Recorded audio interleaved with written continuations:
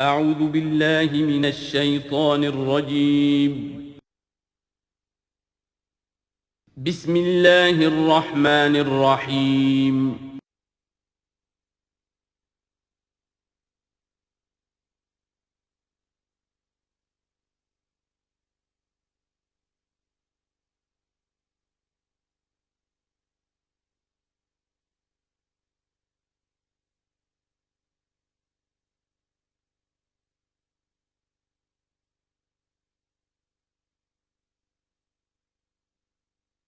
اعوذ باللہ من الشیطان الرجیم بسم اللہ الرحمن الرحیم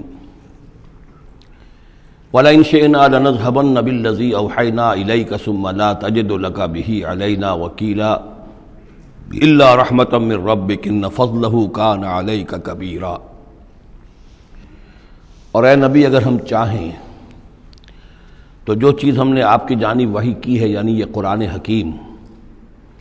اسے ہم آپ سے سلب کر لیں، لے جائیں، آپ کے سینے سے محو کر دیں اسے۔ خطاب بظاہر حضور سے ہے، اصل میں یہ لوگوں کو بتایا جا رہا ہے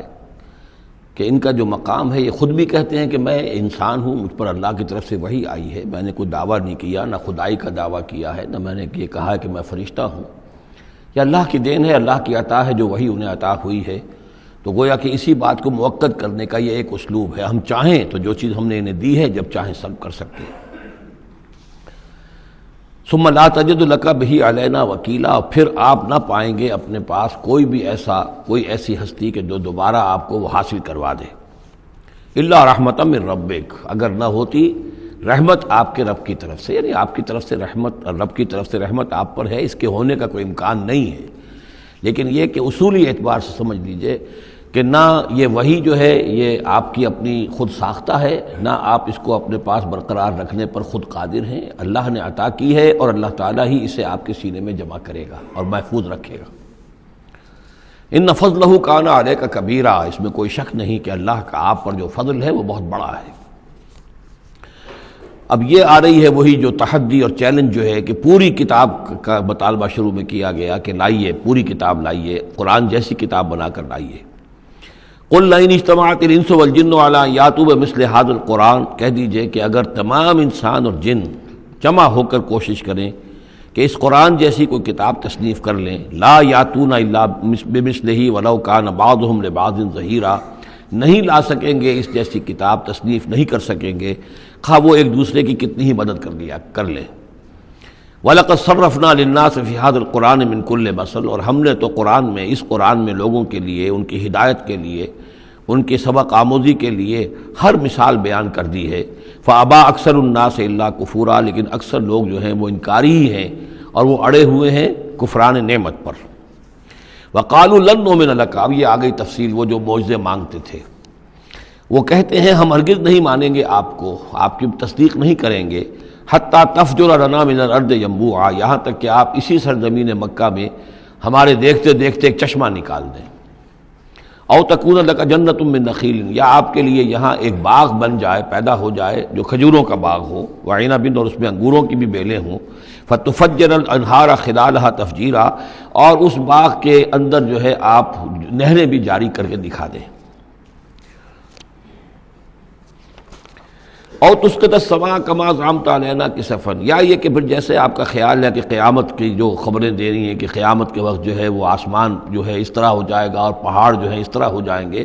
تو آپ کا خیال ہے تو پھر قرآن کا آسمان کا کوئی ٹکڑا ہم پر گرا کر دکھا دیے، تسقط السماء کما زعمت علینا کسفا، کہ یہ آسمان جو ہے ٹکڑے ٹکڑے ہو کر ہم پر گر جائے۔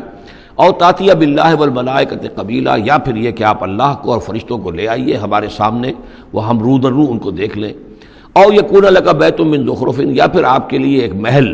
ایک سنہری محل جو ہے تعمیر ہو جائے۔ او ترقی فی السماء، یا پھر آسمان میں چڑھ کر دکھائیں۔ ولن نؤمن لرقیک حتی تنزل کتابا نقرأہ، اور ہم نہیں مانیں گے آپ کے چڑھنے کو بھی جب تک کہ آپ لے کر نہ اترے ایک کتاب جسے خود ہم پڑھیں کہ ہاں اس کتاب میں یہ لکھا ہوا ہے۔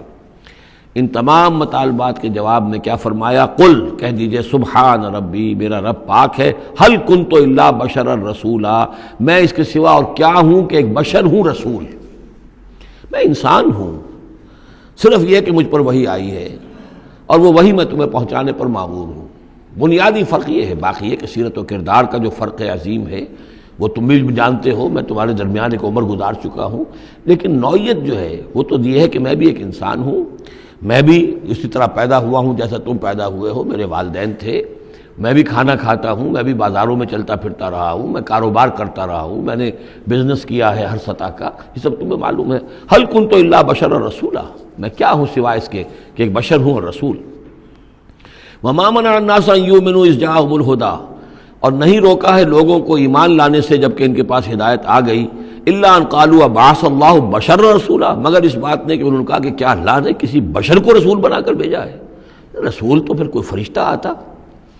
اب اس کے جو دلیل یہاں دی گئی ہے وہ بہت اہم ہے۔ قل لو کان فی الارض ملائکۃ یمشون مطمئنین، کہہ دیجئے اگر زمین میں فرشتے آباد ہوتے اور چل رہے ہوتے یہاں پر اطمینان کے ساتھ، لنزلنا علیہم من السماء ملکا رسولا، تو پھر ہم آسمان سے ان پر کسی فرشتے ہی کو رسول بنا کر بھیجتے۔ یعنی رسول کا کام یہ ہدایت دینا، بات سمجھانا، پھر اپنی زندگی میں نمونہ پیش کرنا۔ انسانوں کے لیے فرشتہ کیسے نمونہ ہو جائے گا؟ انسانوں کے لیے تو انسان نمونہ ہوگا، فرشتوں کے لیے فرشتہ نمونہ ہوگا۔ فرشتہ جو ہے آ بھی جائے یہاں پر تو کہیں گے صاحب اس کو تو نہ کھانے پینے کی ضرورت ہے، نہ اس کا جورو جاتا ہے، اس کو تو کوئی ضروریات ہی نہیں ہے، یہ ٹھیک ٹھیک آدمی ہے اور ٹھیک ٹھیک اس کا کردار ہے، تو ٹھیک ہے ہم کیسے کریں؟ ہمارے تو جوری جاتا ہے، ہمارا رشتہ ہے، ہمارے بچے ہیں، ہمیں پیٹ لگا ہوا ہے، ہمیں یہ ہے، ہمیں وہ ہے۔ تو انسانوں کے اوپر حجت قائم کرنے کے لیے تو ظاہر بات ہے کہ انسانی رسول بھیجے جا سکتے ہیں۔ ہاں فرشتے آباد ہوتے تو فرشتے کو بھیج دیتے۔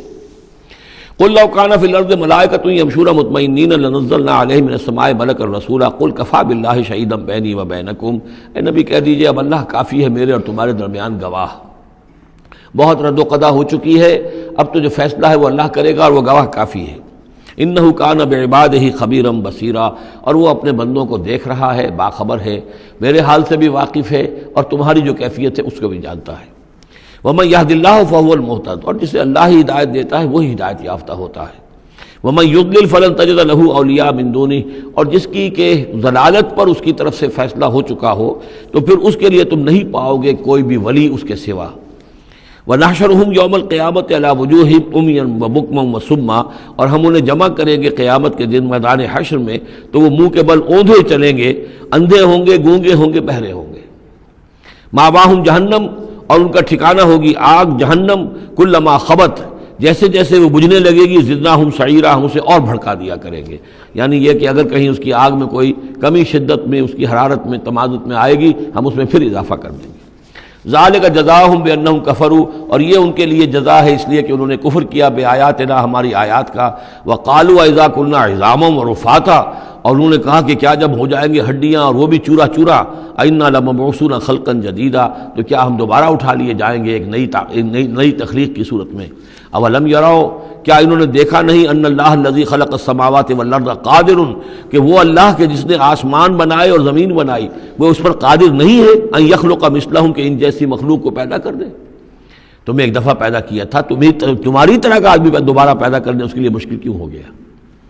وجعل لهم اجلا لا ریب فیہ، اور ان کے لیے وہ معین کر دے ایک وقت معین جس میں کوئی شک نہیں، کسی طرح کا ریب اور شک نہیں۔ فابى الظالمون الا کفورا، تو یہ ظالم جو ہیں یہ تو انکاری ہیں اور سوائے کفران نعمت کے اور آیات الہیہ کے کفر کے کوئی اور روش اختیار کرنے کو تیار نہیں ہے۔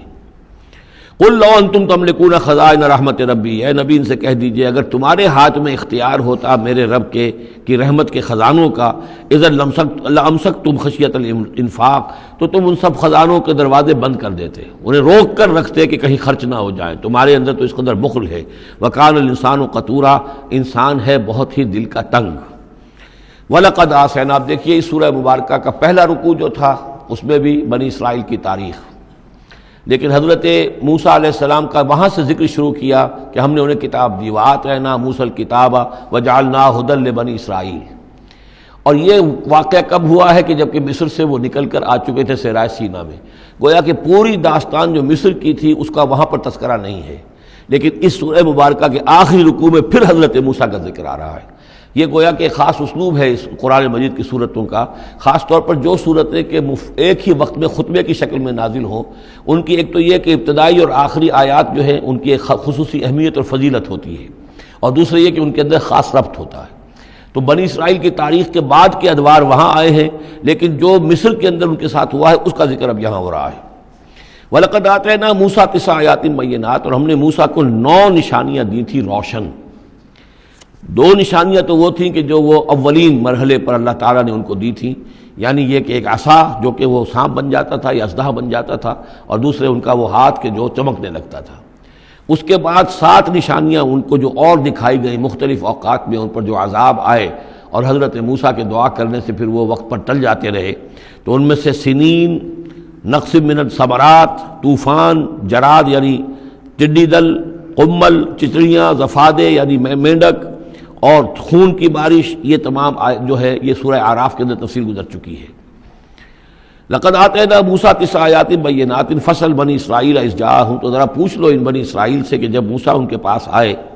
فقال له فرعون، تو فرعون نے ان سے کہا انی لاظنک یا موسیٰ مسحورا، کہ میں تو یہ سمجھتا ہوں کہ اے موسیٰ تم پر کوئی جادو ہو گیا ہے۔ اب دیکھیے یہی لفظ آیا یہاں پر جو حضور کے بارے میں صورت میں آیا ہے، ان تتبعون الا رجلا مسحورا، تم نہیں پیروی کر رہے ہو مگر ایک ایسے شخص کی جس کے اوپر سحر ہو گیا ہے۔ یہی بات کہی گئی تھی حضرت موسیٰ علیہ السلام سے۔ فرعون نے کہا انی لاظنک یا فرعون مسحورا، اے فرعون میں تو یہ سمجھتا ہوں کہ تم پر جادو ہو گیا ہے۔ قال لقد علمت ما انزل هؤلاء الا رب السماوات والارض، اب ظاہر بات ہے کہ یہ حضرت موسیٰ علیہ السلام ہے، ویسے بھی جلالی مزاج تھا ان کا، پھر یہ فرعون جس سے یہ مکالمہ ہو رہا ہے ان کے چھوٹے بھائی کے مانند بھی تھا، تو اس کے اسی انداز میں بات کر رہے ہیں، اس میں تنتنا وہی ہے۔ لقد علمت، تجھے خوب معلوم ہے، ما انزل هؤلاء، نہیں اتارا ہے نشانیوں کو، الا رب السماوات والارض، مگر اسی نے کہ جو آسمانوں اور زمین کا مالک ہے، بصائر، سجھانے کے لیے، دکھانے کے لیے، تمہاری آنکھیں کھولنے کے لیے۔ وانی لاظنک یا فرعون مسبورا، اور اے فرعون تو تو سمجھتا ہے کہ مجھ پر جادو ہو گیا ہے، اب میں یہ سمجھتا ہوں کہ تو تباہی اور ہلاکت کے کنارے تک پہنچ چکا ہے، اب تیری بربادی اور تیری ہلاکت یقینی ہے۔ فاراد ان یستفزهم من الارض، تو فرعون نے ارادہ کیا کہ انہیں اکھاڑ پھینکے زمین سے، یعنی جو بھی اس نے شکل اختیار کی تھی کہ لڑکوں کو قتل کرو اور لڑکیوں کو زندہ رکھ لو، ظاہر بات ہے قوم کے استحصال کا اور اس کو ختم کرنے کا اس سے اور زیادہ عمدہ ذریعہ کیا ہو سکتا ہے۔ فاغرقناہ ومن معہ جمیعا، تو غرق کر دیا ہم نے اس کو اور اس کے جتنے بھی لوگ اس کے ساتھ تھے ان سب کو۔ وقلنا من بعدہ لبنی اسرائیل اسکنوا الارض، اور پھر ہم نے کہہ دیا بنی اسرائیل سے ان کے اس کے بعد کہ اب زمین میں تم آباد ہو جاؤ۔ فاذا جاء وعد الآخرۃ جئنا بکم لفیفا، جب پھر اگلا وعدے کا وقت آئے گا، پچھلے وعدے کا وقت آئے گا تو ہم لے آئیں گے تمہیں سب کو سمیٹ کر۔ یہ وعد الآخرت سے مراد اکثر و بیشتر تو لیا گیا آخرت کا وعدہ، جب قیامت آئے گی، یعنی تم زمین میں رہو، قیامت آئے گی، تم سب کو ہم جھاڑو پھیر کر جمع کریں گے، سب کے سب جمع ہوں گے، ایک میدان حشر میں آئیں گے، سب کے سب جمع ہو جائیں گے، جیسے کہ کہیں جو ہے وہ باغ میں جو ہے جھاڑو دی جاتی ہے اور سب کو جمع کر لیا جاتا ہے، تنکوں وغیرہ کو، جئنا بکم لفیفا، تم سب کو لپیٹ کر لے آئیں گے۔ لیکن میرا گمان یہ ہے کہ اس کے اندر اشارہ ہے اس بات کی طرف کہ جو ڈائسپورا کا پیریڈ جو چل رہا تھا بنی اسرائیل کی تاریخ کا، جو شروع ہوئے حضور کی بعثت کے وقت جو ہے 500 برس ہو چکے تھے، اور جب یہ صورت نازل ہو رہی ہے تو گویا کہ 550 برس ہو چکے تھے ان کے ڈائسپورا کو، اس لیے کہ 40 برس کی عمر میں تو حضور پر وحی شروع ہوئی ہے اور کم سے کم 10-12 سال اور بیت چکے ہیں۔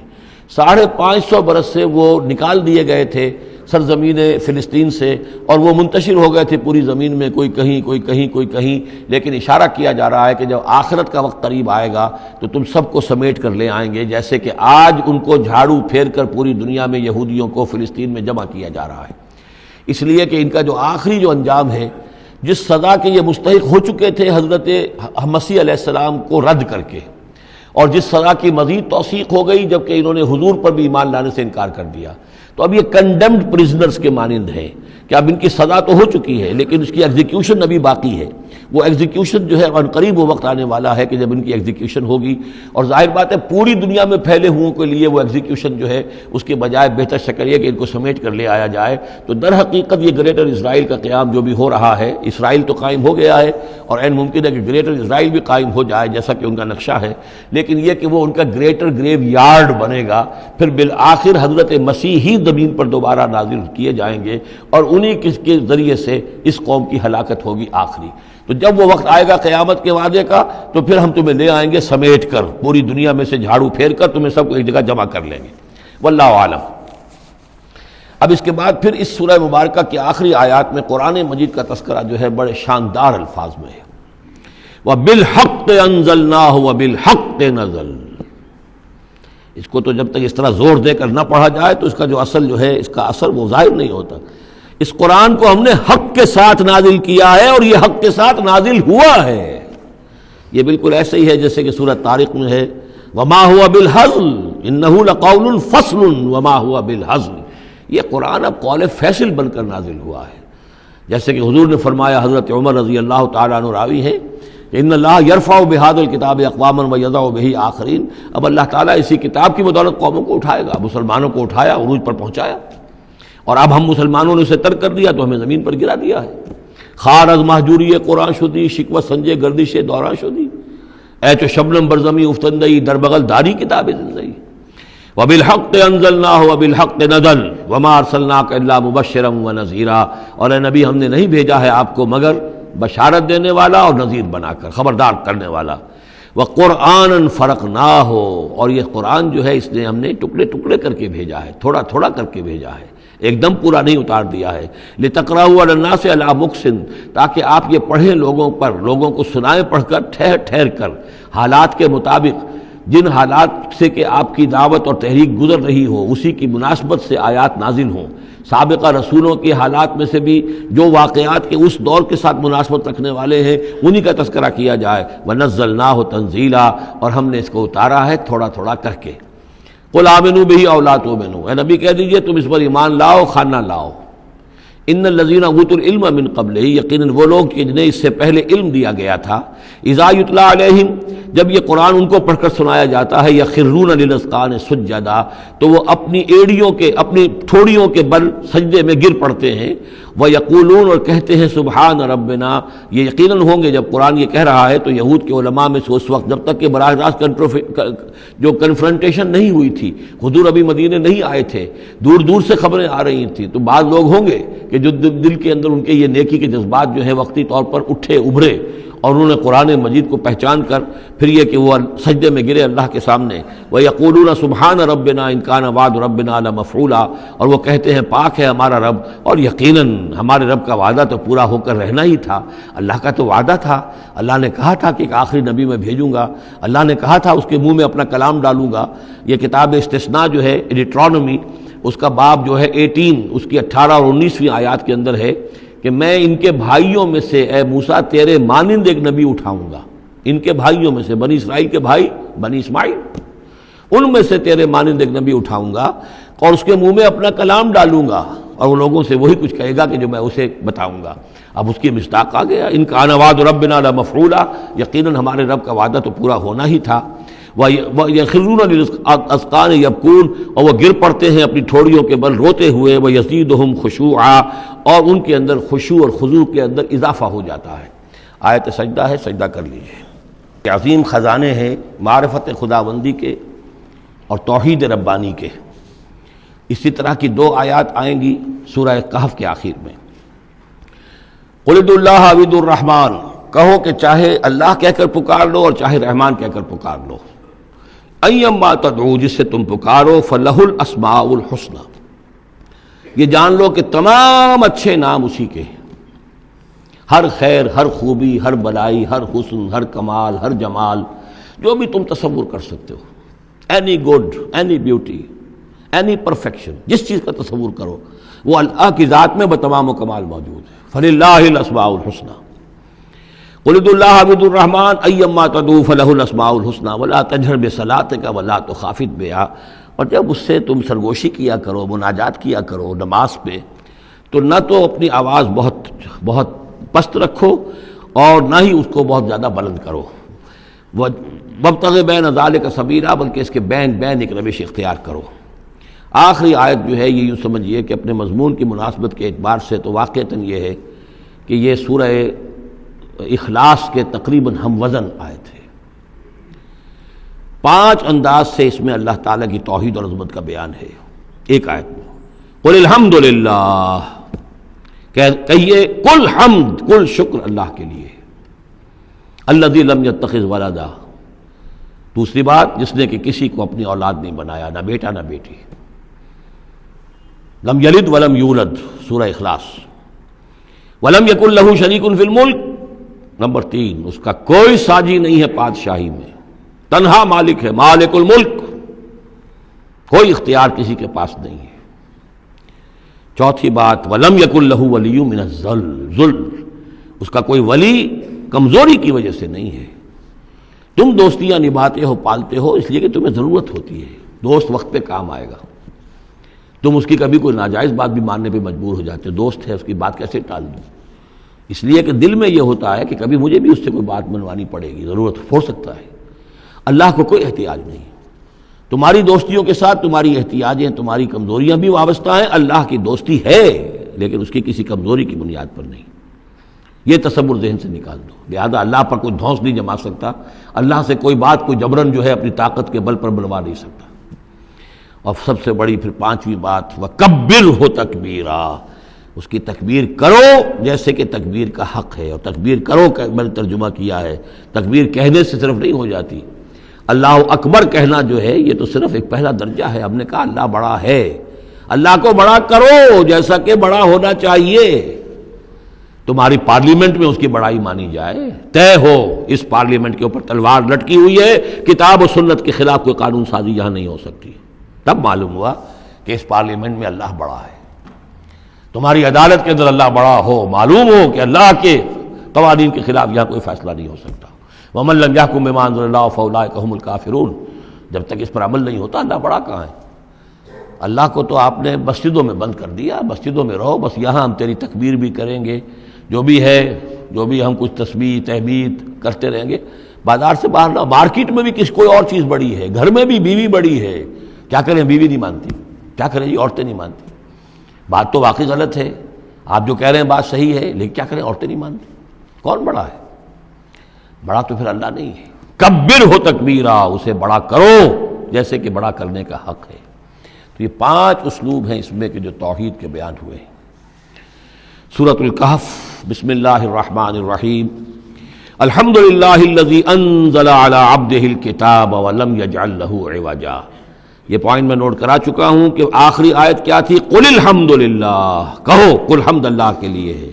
یہ آخری آیت تھی سورہ بنی اسرائیل کی، اور سورہ کہف کی آیت شروع ہو رہی ہے الحمد للہ الذی، گویا کہ اس حکم کی تعمیل جو ہے اس سے آغاز ہو رہا ہے اس سورہ مبارکہ کا۔ اس کو میں نے کہا تھا یہ انٹر لاکڈ ہیں دونوں صورتیں جو ہیں،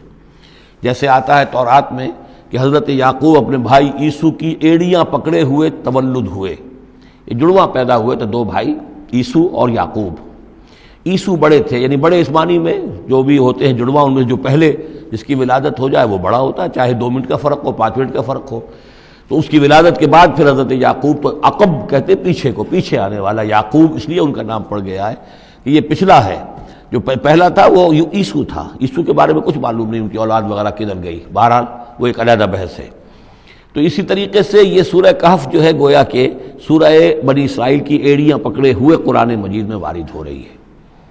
اس میں آپ دیکھیے الحمدللہ الذی انزل علی عبدہ، وہی اللہ تعالیٰ نے اللہ کے اپنے رسول کی جو نسبت ہے اس کو عبد کے نمایاں کیا ہے، کتاب نازل کی ولم یجعل لہ عوجا، اور اس میں کوئی کجی نہیں رکھی، قیما، سیدھی، ٹھیک ٹھیک، روشن، مبین،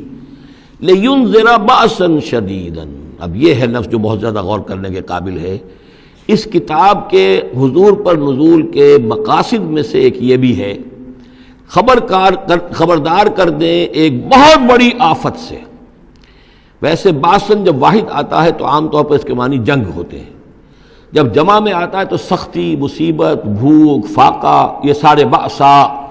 آیت البر میں بھی ہم نے پڑھا والصابرین فی البأساء والضراء وحین البأس۔ بأسا جب جمع میں آیا ہے تو فقر و فاقہ، تکلیف، مصیبت، اور حین الباس جنگ کے وقت۔ تو ان دونوں کو ذہن میں رکھیے،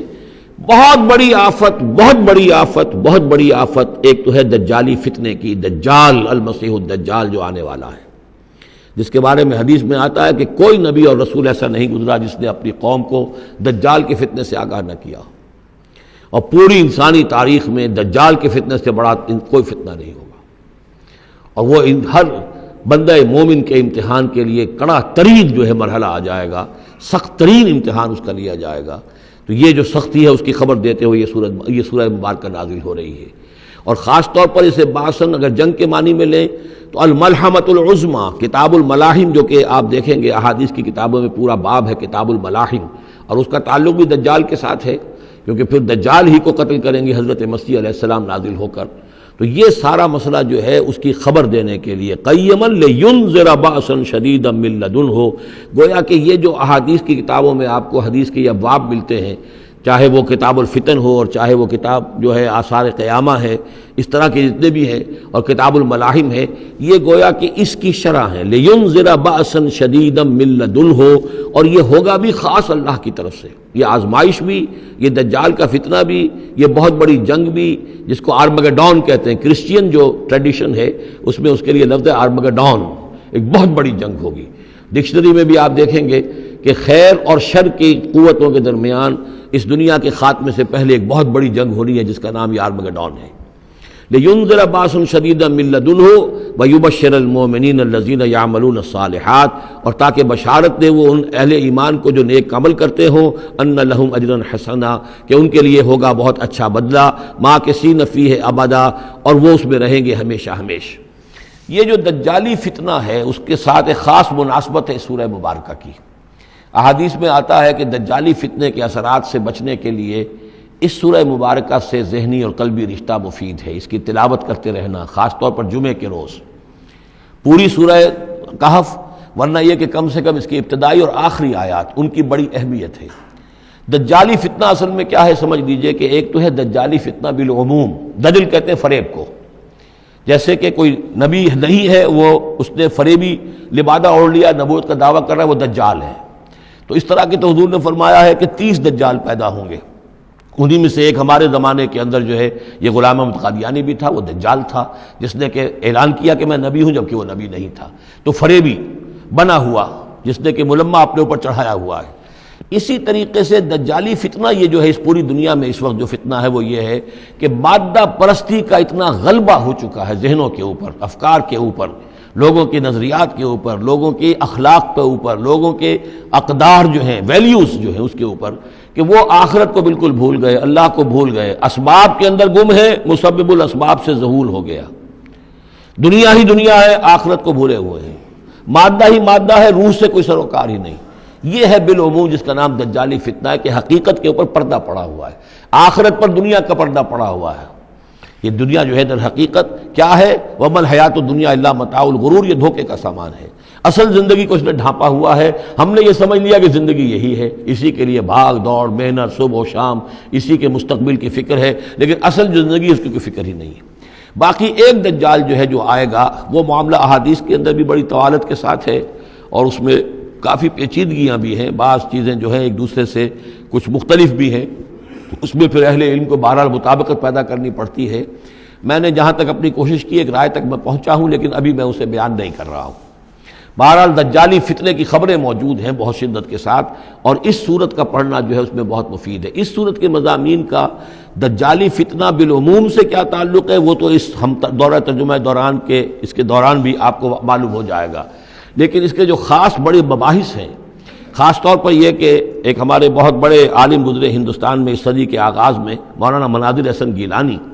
انہوں نے اس میں باقاعدہ کتاب لکھی ہے، آپ کو مل جائے گی بازار میں بھی، اصحاب کہف کے جو کا معاملہ، سورہ کہف کے مباحث ہیں ان کے. میں نے اس کو اپنی ایک تقریر کے اندر کسی خطاب جمعہ میں سورہ کہف کے مضامین کا خلاصہ بیان کیا تھا، جس کا عنوان ہے دنیا کی حقیقت. ظاہر بات ہے تفاصیل زیادہ جو ہیں وہ میرے لیے ممکن نہیں ہے کہ اس دورہ ترجمہ کے دوران بیان کر سکوں. وَيُنذِرَ الَّذِينَ قَالُوا اتَّخَذَ اللَّهُ وَلَدًا، اور خبردار کر دے ان لوگوں کو جنہوں نے کہا کہ اللہ نے بیٹا بنایا. یہ ساری دجالیت جو ہے اس کی جڑ کیا ہے؟ مسیحیت، جو موجودہ مسیحیت ہے، جو حقیقت میں مسیحیت نہیں ہے، پولزم ہے، جس کی بنیاد تثلیث پر ہے کہ اللہ کا بیٹا بنا دیا حضرت مسیح علیہ السلام کو، اور انہیں کفارہ بنا دیا تمام جو بھی مان لے ان کو ان کے گناہوں کا، پیش کی معافی ہے ان کے گناہوں کی جو حضرت مسیح پر ایمان لے آئے. اور نمبر 3 شریعت ساقط کر دی. اور نمبر 4 سارا اختیار جو ہے وہ پوپ کے ہاتھ میں دے دیا گیا کہ تم جو چاہو جس چیز کو چاہو حلال کرو، جس چیز کو چاہو حرام کر دو. ان چیزوں نے مل کر نفس مذہب کو اس قدر قابل نفرت شے بنا دیا کہ یورپ کے عوام کے اندر مذہب کے خلاف شدید نفرت پیدا ہو گئی. چنانچہ اس کے بعد جب مسلمانوں کے زیر اثر وہاں پر علم پھیلا ہے، ہسپانیہ کی یونیورسٹیوں سے علوم اور فنون جو ہیں یہ فرانس اور اٹلی اور جرمنی کے نوجوان آتے تھے، اور وہاں آ کر وہ قرطبہ اور غرناطہ اور طریقہ کی یونیورسٹیوں سے پڑھ کر جاتے تھے، تو ان کے زیر اثر جو ایک ریفارمیشن شروع ہوئی، اصلاح مذہب، اور ایک رینائسنس، تحریک احیاء العلوم، وہ جو اصل تو تحریک تھی اس بات کی کہ انسان علم کی طرف دوبارہ رجوع کرے، لیکن یہ کہ وہ علم جب آگے بڑھا ہے تو وہاں پہ عیسائیت کے خلاف جو رد عمل تھا اس کی وجہ سے اس میں مذہب کی دشمنی جو ہے اس تحریک کے اندر خود بخود شامل ہو گئی۔ تو مذہب سے بیزاری، روحانیت کا انکار، آخرت سے بالکل بے پرواہی اور اس کا بھی انکار، اور خدا ہے یا نہیں ہے اس سے کوئی سروکار نہیں، یہ جو اس تہذیب کے اصل میں اثرات بنے ہیں سارے، یہ اسی غلطیوں کا یہ اثرات ہیں، نتائج ہیں کہ جو عیسائی مذہب کے اندر جو یہ تحریفات کر کے جو غلطیاں کی گئی ہیں، اس کو یہاں کہا گیا ہے کہ ان لوگوں نے کہ جنہوں نے یہ عقیدہ ایجاد کیا، ما لہم بہ من علم، ان کے پاس اس کے لیے کوئی علمی سند نہیں ہے، ولا لآبائہم، نہ ان کے آباء و اجداد کے پاس کوئی سند تھی، کبرت کلمۃ تخرج من افواہہم، بہت بڑی بات ہے جو ان کے منہ سے نکل رہی ہے، بہت بڑی گستاخی ہے جو یہ اللہ تعالیٰ کی شان میں کر رہے ہیں، ان یقولون الا کذبا، یہ نہیں کہہ رہے مگر جھوٹ، سراسر سیدھا سفید جھوٹ بول رہے ہیں، فلعلک باخع نفسک علی آثارہم، تو اے نبی شاید کہ آپ اپنے آپ کو ہلاک کر لیں گے ان کے جو اثرات پڑنے والے ہیں، عیسائیت کے اس غلط عقیدے کے جو نتائج برآمد ہوئے ہیں، جب یہ نتائج ظاہر ہوں گے تو وہ اتنے سنگین ہوں گے، فلعلک باخع نفسک، کہ ان کے احساس سے اور ان کے ادراک سے شاید کہ آپ اپنے صدمے سے اپنے آپ کو ہلاک کر لیں، ان لم یؤمنوا بہذا الحدیث اسفا، اگر یہ لوگ اس حدیث پر، اس قرآن پر، یہ بات جو بتائی جا رہی اس پر ایمان نہ لائے، اس پر ایمان نہ لائے، اپنے اس غلط عقیدے پر قائم رہے، اس غلط مذہب کو انہوں نے برقرار رکھا، تو اس کا جو رد عمل ہوگا نوع انسانی پر، اور اس سے تاریخ انسانی اور انسانی ثقافت جس غلط رخ پر پڑے گی، جو دجالیت کا فتنہ اس سے جنم لے گا، ان تمام چیزوں کے اثرات سے شاید آپ کو اتنا صدمہ ہو کہ فلعلک باخع نفسک علی آثارہم ان لم یؤمنوا بہذا الحدیث اسفا، انا جعلنا ما علی الارض زینۃ لہا،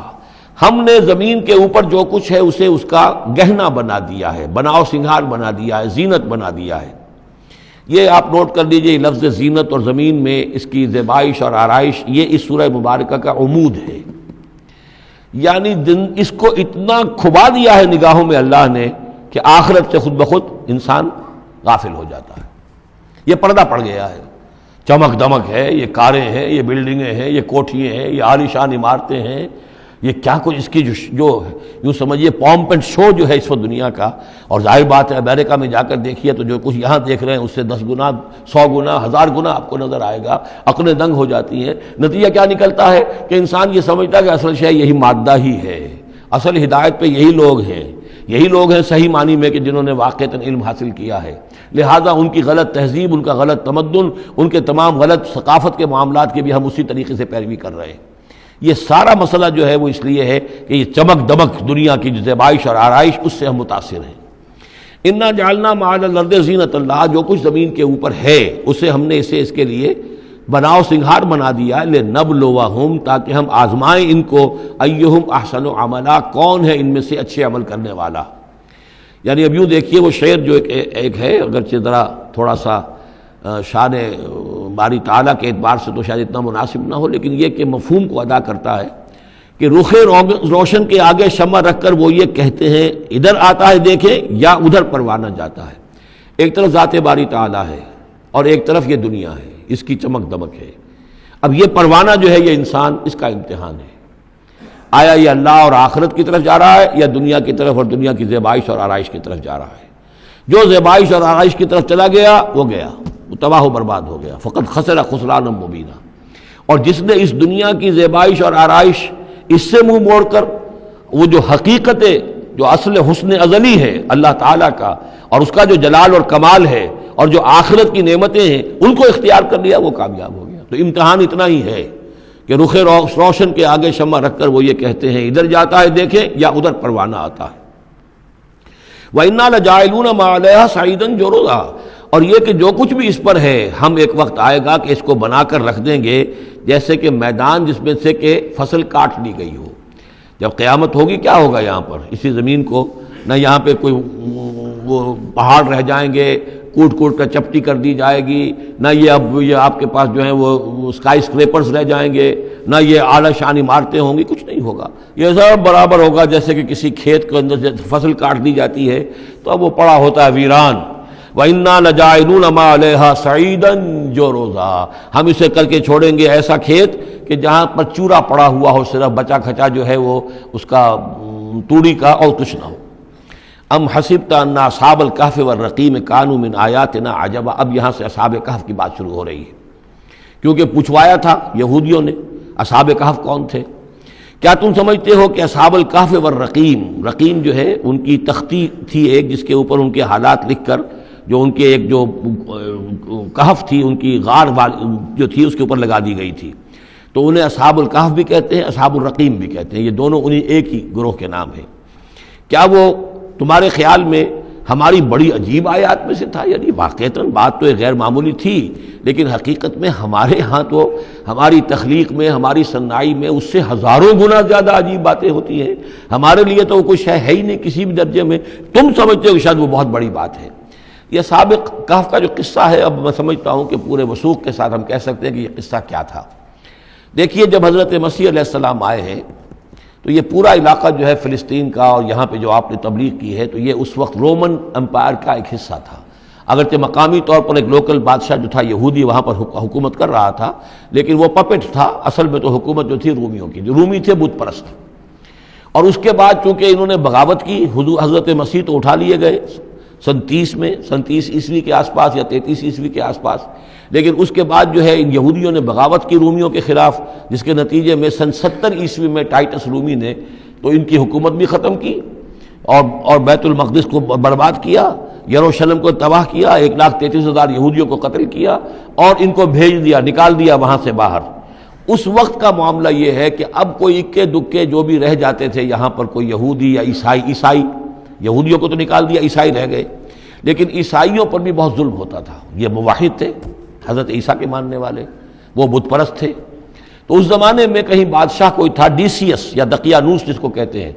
اس کے زمانے میں کچھ جو عیسائی تھے حضرت عیسیٰ پر ایمان رکھنے، آج کے عیسائیوں پر قیاس نہ کیجئے، جو نصارہ تھے حضرت عیسیٰ کو ماننے والے جو موحدین تھے، ان میں سے کچھ نوجوانوں کی پیشی ہوئی بادشاہ کے دربار میں۔ انہوں نے کہا کہ تم اپنے نئے دین سے اگر باز نہیں آؤ گے، اتنے دن کی مہلت تمہیں دی جا رہی ہے تو تمہیں سولی چڑھا دیا جائے گا، بس مہلت دی جا رہی ہے، جاؤ غور کر لو، سوچ لو۔ ان لوگوں نے آ کر سوچا کہ اب نہ تو ہمارے لیے یہ ممکن ہے کہ ہم مقابلہ کر سکیں، چلو کسی غار میں چھپ جاتے ہیں، دیکھیں اللہ تعالیٰ کیا کرتا ہے ہمارے لیے۔ وہ ایک غار میں جا کر چھپ گئے، اور غار میں جا کر چھپے ہیں تو اللہ نے انہیں وہاں پر سلا دیا، موت تاری نہیں کہ سلا دیا۔ اللہ کروٹ بھی بدلواتا رہا، ان کے لیے سارا کچھ بندوبست کیا، اللہ کی قدرت میں تھا۔ حضرت عزیر کو 100 برس کے لیے مار دیا تھا، موت کے بعد ان کو دوبارہ زندہ کر دیا۔ لیکن یہ کہ ان کا معاملہ یہ ہے کہ ان کو وہاں پر جو ہے تقریباً 300 برس یہ وہاں پر پڑے رہے اس غار کے اندر۔ غار کی شکل کچھ خاص ایسی تھی کہ ادھر آنا جانا لوگوں کا تھا ہی نہیں، اور یہ ہے جو موجودہ ترکی کے علاقے میں شہر ایفسس ہے ایک، اس کے آس پاس ہیں اس طرح کے غار، جیسے اجنٹا کے غار ہندوستان کے مشہور ہیں، ایسے ہی وہاں بھی غاروں کا سلسلہ ہے، اور ہیں بھی وہ ایسے کہ ان کے دہانے جو ہیں وہ ہیں شمال کی جانب، تو دھوپ ان میں براہ راست نہیں جاتی، صرف یہ کہ ریفلیکٹڈ لائٹ تو آتی ہے لیکن یہ کہ براہ راست دھوپ نہیں جاتی، تو ایک طرح کا اندھیرا سا اس کے اندر ٹوائی لائٹ جسے آپ کہہ لیں وہ رہتا ہے سارا دن۔ وہاں پر یہ 300 برس تک سوتے رہے۔ اس 300 برس کے عرصے میں یہ ہوا کہ رومن امپائر جو ہے اس نے خود عیسائیت اختیار کر لی۔ 300 عیسوی کے اندر کانسٹنٹائن جو تھا ایمپرر وہ عیسائی ہو گیا، اب پوری امپائر جو عیسائی ہو گئی۔ اب اس کے زمانے میں اس کے بعد تھیوڈوسیس ہے ایک، 446 عیسوی میں یہ تھا، اس کے زمانے میں اللہ تعالیٰ نے ان لوگوں کو جگایا 300 برس کے بعد۔ اب یہ سمجھ رہے ہیں کہ وہی زمانہ ہے، وہی کفار کی حکومت ہے، وہی مشرکین ہے۔ اب انہوں نے ڈرتے ڈرتے اپنے کسی ایک آدمی سے کہا بھائی جاؤ یہ لے کے سکہ لے کر جاؤ چاندی کا، اور کچھ نہ کچھ کھانے پینے کے لیے لے کر آؤ، دیکھنا لیکن اس طرح ہو کہ ہمارا پتہ نہ چل جائے کہ ہم یہاں چھپے ہوئے ہیں۔ وہاں جو گئے انہوں نے وہ سکہ پیش کیا اور کہا یہ سکہ تمہارے پاس کہاں سے آیا؟ یہ تو بہت پرانا سکہ ہے، تو 400 سال پرانا، 300 سال پرانا سکہ کہاں سے لے آئے تمہیں کوئی خزانہ ملا ہے؟ بہرحال اس حوالے سے اب وہ جو ہے وہ پکڑے گئے، ان کی حالت جو ہے وہ جو بات سامنے آ گئی، لیکن جب بات سامنے آ گئی تو اب ان کا تو بہت یعنی وہ عزت کی گئی، اس لیے کہ اب تو جو ان کا مذہب تھا در حقیقت پوری مملکت کا مذہب وہی ہو چکا تھا، تو صورتحال تو تبدیل ہو چکی ہے۔ پھر یہ کہ اس کے بعد تفصیل معلوم نہیں ہے کہ غالباً وہ جا کر اپنی اسی غار میں وہ سو گئے ہیں یا دوبارہ اللہ نے ان پر وہیں پر موت طاری کر دی ہے، اس کا دروازہ بند کر کے اور اس پر ایک تختی لگا دی گئی ہے۔ یہ اصحاب کہف ہے۔ گبن کی جو ہے decline and fall of Roman Empire, اس میں بھی یہ 7 سلیپرز، 7 سونے والے، ان کی کہانی موجود ہے۔ یہ چیز جو ہے گویا کہ رومن لٹریچر کے اندر موجود تھی، اس کا جو ذکر موجود تھا، اور قرآن مجید میں یہ امتحاناً سوال کیا گیا حضور سے، تو اس کا جواب دیا گیا کہ یہ 300 برس تک کچھ لوگوں کو سلا دینا، یہ اللہ تعالیٰ کے نزدیک تو کوئی بڑی بات نہیں ہے، تمہارے نزدیک ام حسبت ان اصحاب الکہف والرقیم کانوا من آیاتنا عجبا اذ ابى الفتية الى الكهف، جبکہ وہ نوجوان آئے اپنے اس غار میں، فقالوا، اور انہوں نے کہا ربنا آتنا من لدنک رحمتا، پروردگار اب خاص اپنے خزانہ فضل سے ہمارے لیے رحمت کا بندوبست فرما، وہیئ لنا من امرنا رشدا، اور ہمارے لیے ہمارے معاملے کے اندر جو ہے وہ کوئی عافیت کا بندوبست فرما، فضربنا علی آذانہم، تو ہم نے تھپکی دے دی ان کے کانوں پر، فی الکہف سنین عددا، اسی وہ غار کے اندر جو ہے وہ سوتے رہے کئی سال۔ ابھی یہاں اس بات کو نہیں چھیڑا کتنے سال، سنین عددا، متعدد سال وہ سوتے رہے۔ ثم بعثناہم، پھر ہم نے انہیں اٹھایا، لنعلم ای الحزبین احصیٰ لما لبثوا امدا، تاکہ ہم دیکھیں کہ 2 گروہوں میں سے کس کو صحیح معلوم ہے کہ کتنے عرصے وہ وہاں رہے تھے۔ اس کا ذکر آگے آ جائے گا، 2 گروہوں سے مراد کیا ہے۔ نحن نقص علیک نبأہم بالحق، اے نبی ہم آپ کو ان کا یہ قصہ سنا رہے ہیں، بیان کر رہے ہیں ان کے حالات حق کے ساتھ، صحیح بلا کم و کاسٹ۔ انہم فتیۃ آمنوا بربہم، وہ چند نوجوان تھے جو ایمان لائے اپنے رب پر، توحید کے ساتھ ایمان لانے والے، وزدناہم ھدی، اور ہم نے ان کی ہدایت میں اور اضافہ فرمایا، وربطنا علی قلوبہم، ہم نے ان کے دلوں کو ڈھارس دی، مضبوطی دی، دلوں کے اندر ثبات پیدا کر دیا، اذ قاموا، جب وہ بادشاہ کے دربار میں کھڑے ہوئے، اور جیسے کبھی حضرت ابراہیم علیہ السلام نے بات کی تھی اسی طرح ڈٹ کر انہوں نے بات کی، اذ قاموا فقالوا، اور انہوں نے کہا ربنا رب السماوات والارض، ہمارا رب تو وہ ہے جو آسمانوں اور زمین کا رب ہے، ہم کسی اور رب کو ماننے کے لیے تیار نہیں، کسی اور دیوی کو، کسی دیوتا کو، کسی بت کو ہم ماننے کو تیار نہیں۔ لن ندعو من دونہ الہا لقد قلنا اذا شططا، ہم اس کے ایک الہ کے سوا کسی اور کو پکارنے کے لیے تیار نہیں ہیں، ہم نے اگر ایسی کوئی بات کہی تو یہ تو عقل سے بہت دور کی بات ہو جائے گی۔ ہؤلاء قوم اتخذوا من دونہ آلہہ، یہ جو ہماری قوم ہے اس نے اس بہت سے آلہہ جو ہیں اختیار کر لیے ہیں اللہ کے سوا، انہوں نے اختیار کر لیے ہیں بہت سے آلہہ اس کے سوا، لولا یاتون علیہم بسلطان بین، تو کیوں نہیں وہ پیش کرتے ان کے اوپر کوئی دلیل، کوئی سند، کوئی اللہ کی طرف سے اتاری ہوئی سند ہو، کوئی آسمانی کتاب ہو۔ فمن ازلم ممن افترى علی اللہ کذبا، تو کون ظالم ہوگا اس شخص سے بڑھ کر کہ جس نے اللہ تعالیٰ کی طرف جھوٹ گھڑ کر منسوب کر دیا۔ تمہارے لیے اب مہلت صرف چند دن کی ہے، اس میں تم فیصلہ کر لو، اگر تم اپنے دین سے واپس نہیں پھرو گے اور ہمارے دین میں واپس نہیں آؤ گے، اپنے دین کو چھوڑ کر نئے دین کو، تو تمہیں ہم ہلاک کر دیں گے۔ اب یہ وہاں سے جا کر مشورہ کر رہے ہیں، وَإِذِ اعْتَزَلْتُمُوهُمْ، اور دیکھو جب تم نے اب ان سے اپنے آپ کو علیحدہ کر لیا ہے، وَمَا يَعْبُدُونَ إِلَّا اللَّهِ، اور ان ہستیوں کو بھی تم نے چھوڑ دیا جن کی وہ پرستش کرتے ہیں اللہ کے سوا، فَآوُوا إِلَى الْكَهْفِ، تو اب آؤ کسی کھو میں، کسی غار میں پناہ لے لیں، يَنشُرْ لَكُمْ رَبُّكُم مِّن رَحْمَتِهِ، تمہارا رب تمہارے لیے وہاں کوئی رحمت کا سامان کر دے گا، وَيُهَيِّئْ لَكُم مِّنْ أَمْرِكُم مِّرْفَقًا، اور تمہارے معاملے کے اندر اللہ تعالیٰ خاص اپنی طرف سے کوئی نرمی اور کوئی آسائش کا سامان پیدا فرما دے گا۔ وَتَرَى الشَّمْسَ إِذَا طَلَعَت تَزَاوَرُ عَنْ كَهْفِهِمْ ذَاتَ الْيَمِينِ،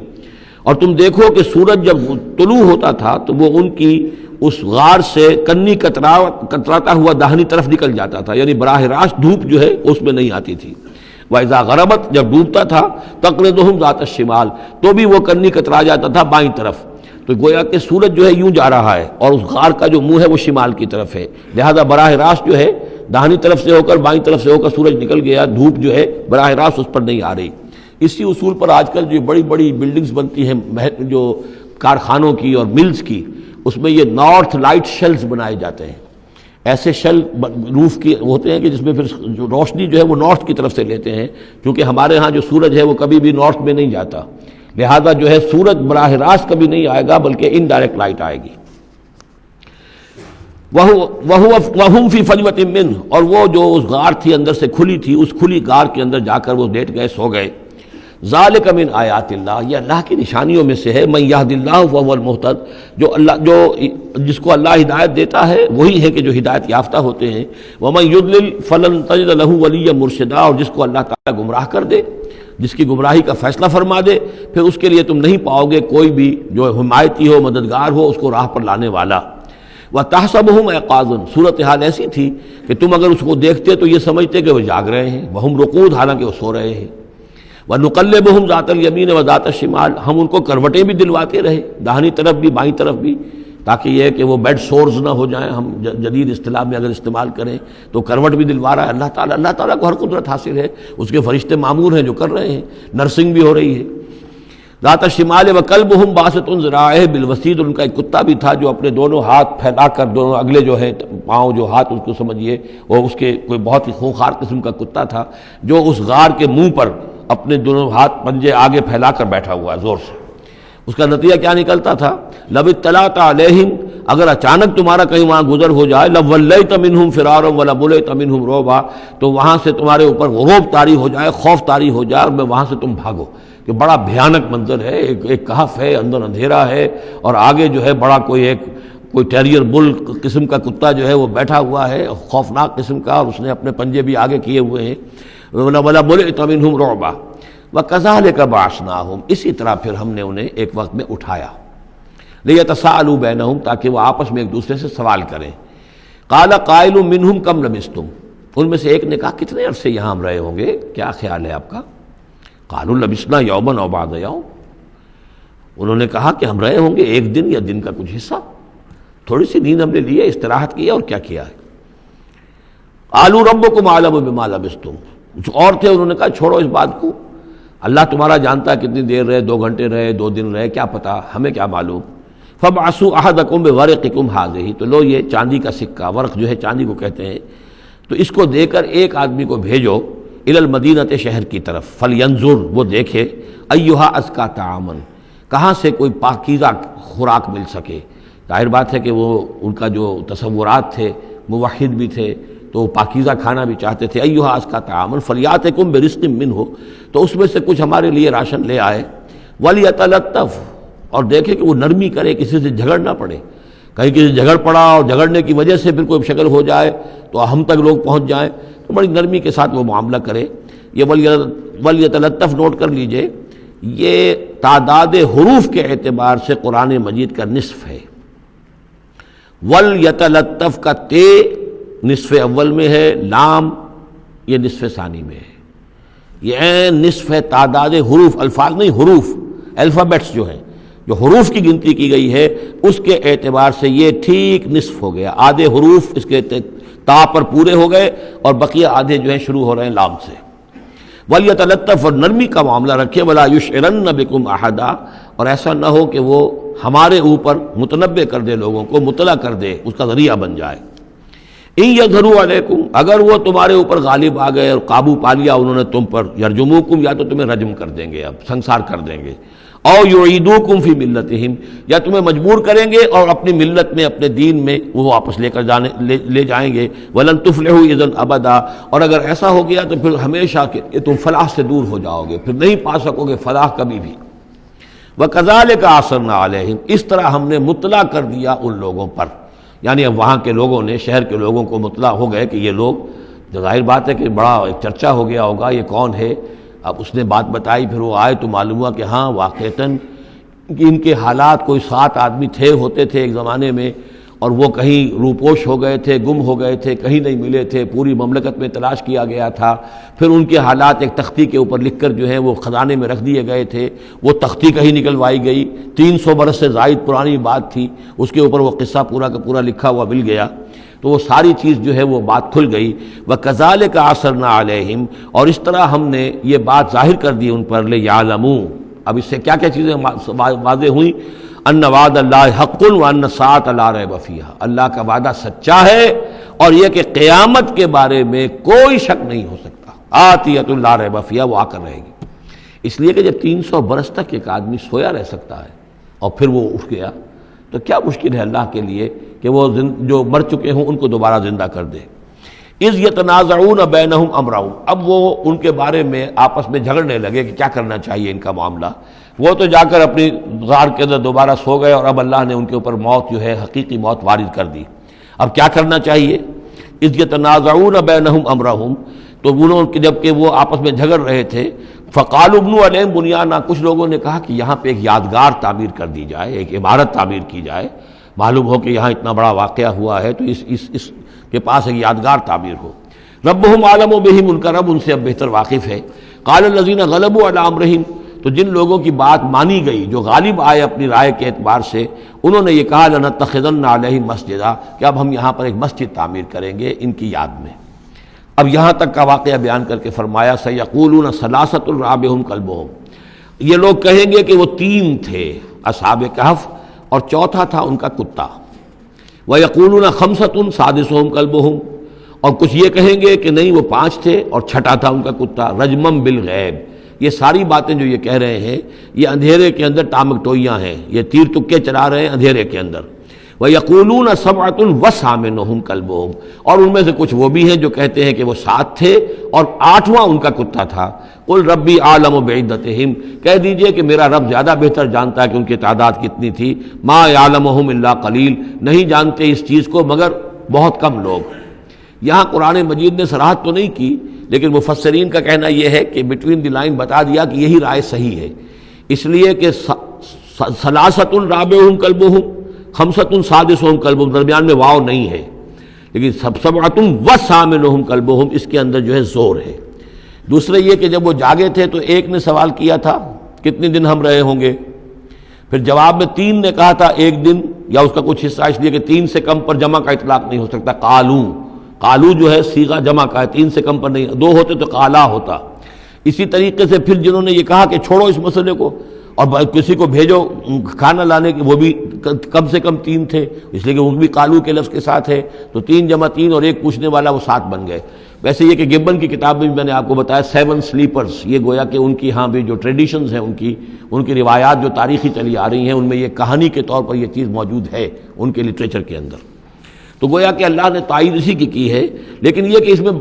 اس میں جھگڑنے کی ضرورت کیا ہے؟ فلا تمہارے فیہم الا مران ظاہرا، تو اس معاملے کے اندر اے نبی آپ ان سے کچھ زیادہ جھگڑیے مت۔ ولا تستفت فیہم منہم احدا، اور نہ ہی ان چیزوں کے بارے میں ان میں سے کسی سے پوچھیے، اس لیے کہ یہ چیزیں ایسی نہیں ہیں، اسی میں ہمارے لیے ہدایت ہے۔ جو چیز دینی اعتبار سے اہم نہ ہو، اور جو خاص طور پر جو ہمارے لیے جو اصل مسئلہ اس وقت ہے اقامت دین کی جد و جہد، اصل مسئلہ، اس کے اعتبار سے جس کی اہمیت نہ ہو، اس کے بارے میں زیادہ چھان بین کرنا، زیادہ بحث و نظام میں پڑھنا جو ہے وقت ضائع کرنا ہے، بلکہ وہ اپنی اس جد و جہد کو نقصان پہنچانے والی بات ہے۔ فلا تمہارے فیہم الا مران ظاہرا ولا تستفت فیہم منہم احدا ولا تقولن لشیء، یہ بہت اہم واقعہ آ رہا ہے یہاں۔ اس واقعے میں حضور صلی اللہ علیہ وسلم سے ایک سہو ہو گیا تھا۔ جب یہ سوالات کیے گئے تو حضور نے فرمایا ٹھیک ہے میں اس کا جواب دے دوں گا، تم آنا، اور یہ کہ انشاءاللہ نہیں کہا، کل تم آنا میں تمہیں جواب دے دوں گا، انشاءاللہ نہیں کہا، صاف ہو گیا، غلطی ہو گئی۔ لیکن یہ کہ اللہ تعالیٰ نے جن کے جتنے رتبے بلند ہوتے ہیں پھر ان کی سختی بھی اتنی ہوتی ہے، جن کے رتبے ہیں سوا ان کی سوا مشکل ہے۔ ہم عام طور پر یہ باتیں کہتے رہتے ہیں ہمارے لیے اللہ نے کیا گرفت کرنی ہے کہ ان کی کوئی حیثیت ہی نہیں، کوئی مقام ہی نہیں، لیکن یہ کہ جو بلند مقام والا ہو اور وہ بغیر انشاءاللہ کہہ دے کہ کل یہ ہو جائے گا اور انشاءاللہ نہ کہے تو اس پر پھر گرفت ہو گئی۔ تو حضور کی کئی دن گزر گئے کہ جبرائیل نہیں آئے اور آپ کے لیے پھر ایک مشکل پیدا ہو گئی، گویا کہ مخالفین نے تالیاں پیٹ دی ہوگی کہ لو بس فیل ہو گئے، ناکام ہو گئے اس امتحان کے اندر، جو ہے وہ تو اب یہ کامیاب نہیں ہو پائے۔ اس کے بعد جبرائیل آئے، یہ واقعات بھی لے آئے، ساتھ ہی یہ ہدایت بھی لائے۔ وَلَا تَقُولَنَّ لِشَيْءٍ إِنِّي فَاعِلٌ ذَلِكَ غَدًا، دیکھیے کبھی نہ یہ کہیے گا کہ یہ کام میں کل ضرور کر دوں گا، إِلَّا أَن يَشَاءَ اللَّهُ، مگر اس استثناء کے ساتھ اگر اللہ نے چاہا۔ یہ ہماری تہذیب کے اب یوں سمجھیے کہ کچھ کلمات ہیں سماجی، ہمارے ثقافت کے، ان کے اندر جو ہے توحید کی روح جو ہے وہ کوٹ کوٹ کر بھری ہوئی ہے۔ کوئی اچھا منظر دیکھا سبحان اللہ، یعنی یہ کہ اس منظر میں کچھ نہیں ہے، اصل میں حسن اللہ کا ہے۔ پھول دیکھا سبحان اللہ، پھول کی تعریف نہیں کر رہے ہیں، اب بنانے والے کی تعریف ہے جس نے اتنا عمدہ پھول بنایا ہے۔ کوئی آپ کو کوئی تکلیف رفع ہوئی، کوئی ضرورت پوری ہوئی الحمدللہ، بھوک لگی ہوئی تو کھانا کھایا الحمدللہ، تعریف اللہ کے لیے۔ کوئی چیز آپ اپنے گھر میں داخل ہوئے، منظر اچھا لگا، بچے کھیل رہے ہیں، بڑا اچھا ماحول ہے، کہیے ماشاءاللہ ماشاءاللہ، جو اللہ کو پسند ہے۔ یہ جو کچھ ہے وہ اللہ کی مشیت سے ہے، یہ کوئی میری صلاحیت سے میری قوت سے تو نہیں ہے۔ اسی طرح سے کوئی کام کرنا انشاءاللہ، میں یہ کام کرنا تو چاہتا ہوں، ارادہ تو ہے، لیکن ظاہر بات ہے کہ اللہ تعالیٰ کی مشیت کے بغیر، اللہ کی مرضی اور اذن کے بغیر تو نہیں ہو سکتا۔ تو یہ بھی گویا کہ، اور یہ سارے کلمات اس صورت میں آپ کو مل جائیں گے، ماشاء اللہ،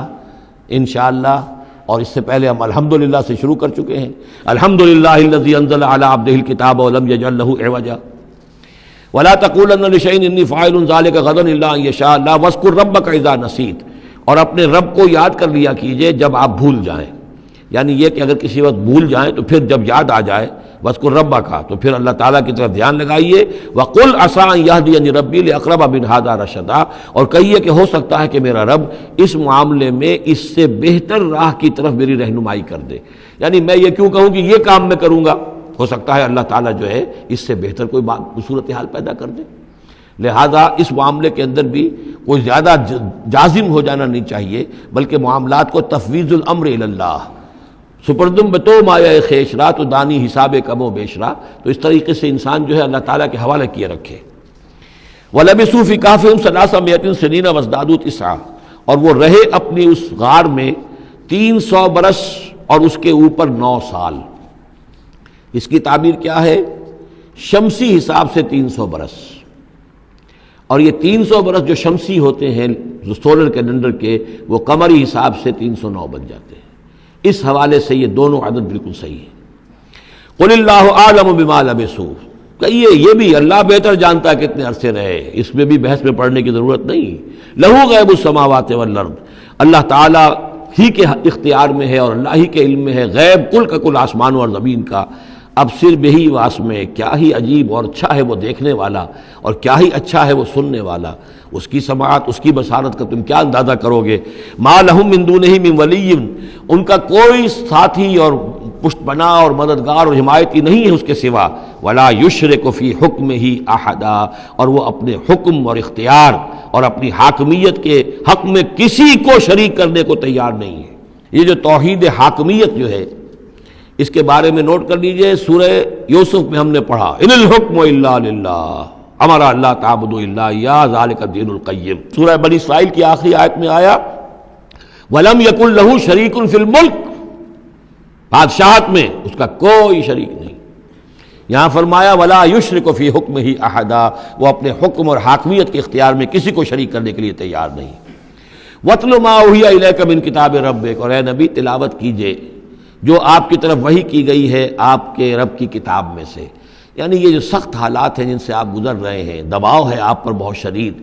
اس میں آپ کے لیے سہارا کیا ہے؟ وما صبرک الا باللہ،